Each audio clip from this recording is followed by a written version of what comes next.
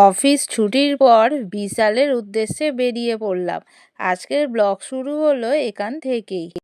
তারপর টোটো ধরার জন্য স্ট্যান্ডে চলে এলাম। একটু অপেক্ষা করতেই টোটো চলে এলো।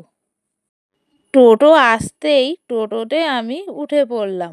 তারপর একদম রওনা হয়ে গেলাম আমাদের গন্তব্যের উদ্দেশ্যে। তারপর আমি বিশালে এসে পৌঁছে গেলাম।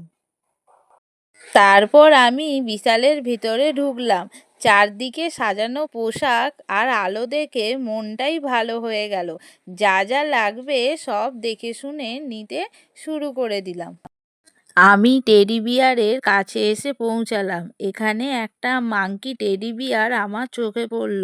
তারপর আমি খেলনা স্টলে এসে পৌঁছালাম।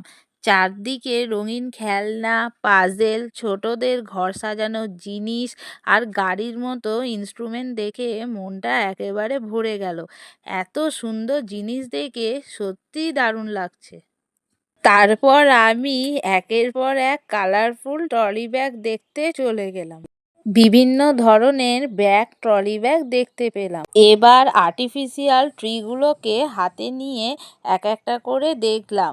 রং, সাইজ আর ডিজাইন সবই দারুণ। এবার আমি বেডশিট আর পিলো কভার দেখতে ঢুকলাম। ঢুকতেই নানা রকম ডিজাইনের সেট সাজানো, ফ্লোরাল প্রিন্টেড সলিড। এদিকে বিভিন্ন রকমের বালিশ হাতে নিয়ে দেখলাম। হাতে নিয়েই ভাবলাম এই বালিশটাই একদিন বিয়েবাড়িতে গিফট করে দেব। কেনাকাটা হয়ে গেলে টোটো ধরে বাড়ি ফিরছিলাম।